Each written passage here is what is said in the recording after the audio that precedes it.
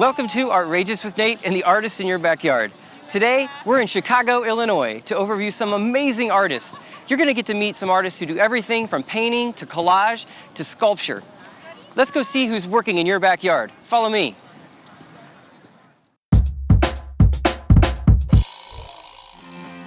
We're once again in the heart of Chicago, where we're going to meet Juan Chavez.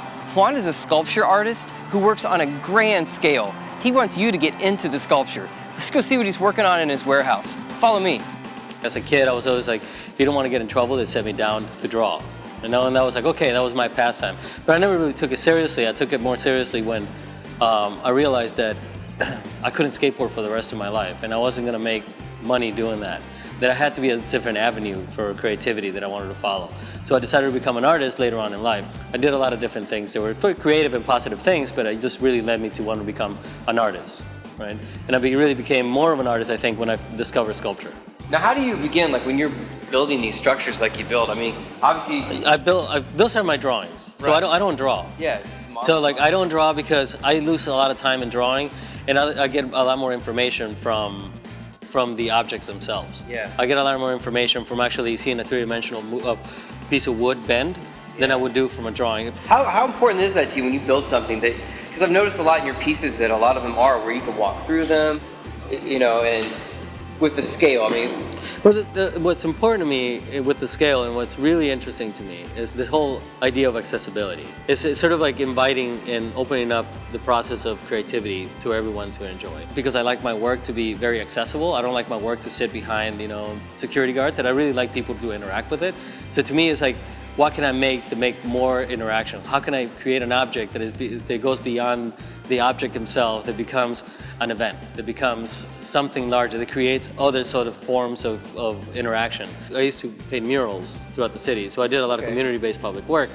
Those mosaics and murals really created this avenue of really strong interest on me, because I was meeting people that were like myself when I was a kid, that didn't have access to cultural engagement, but were really sort of talented, and they had this like great voices and the great way to express themselves, and very special personalities and all that. And I really got interested in sort of becoming part of that element. Then when I left that, I still sort of like wanted to invite that into the work, because I really liked that it created conversation, that invited other takes to it, that people can walk through it, that people can use it, as opposed to just stare at it. And that was a really important thing to me. It's always been this moment of not knowing exactly what's coming in front of you and being able to react. And that reaction, that immediate reaction that comes with it, is a complete full force of creativity, right? And that's like the moment of invention, right? And that's what I sort of pursue in the art as well. It's like I'm never one of those artists that's never satisfied with doing the same thing twice and making it better and better and better. I'm one of those artists that always constantly has to be like mining for new ideas and mining for new projects and new concepts that challenge my creativity, challenge my ability to make things. So in that way, every sculpture that I make is just like, I just get this crazy idea and it's like, I want to make this. Is it possible? Is it possible to engineer this piece? Sure, we can figure it out. It's not that difficult.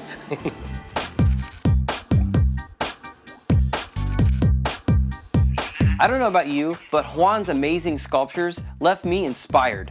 I think I want to create a sculpture, and I have something we can do with some simple materials. Let's get started. What we're going to need for this is some really simple materials.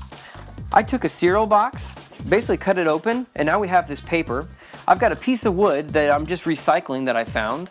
And then I've got some simple acrylic paints, but by all means, you can use whatever paint you've got handy. And then I have Elmer's glue.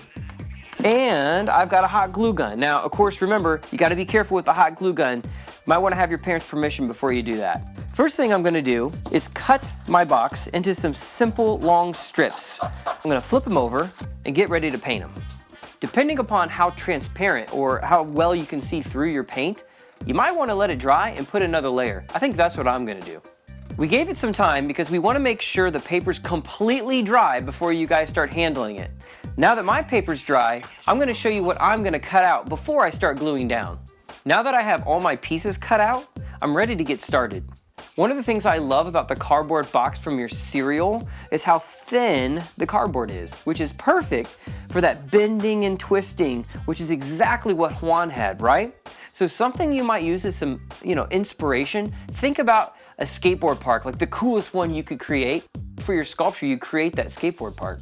So far, I am loving this idea, and I'm really seeing some of Juan's inspiration, especially with that bird's nest that he was trying to create.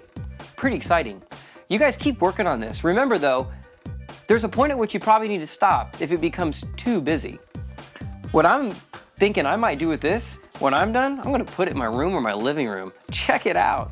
Pretty cool.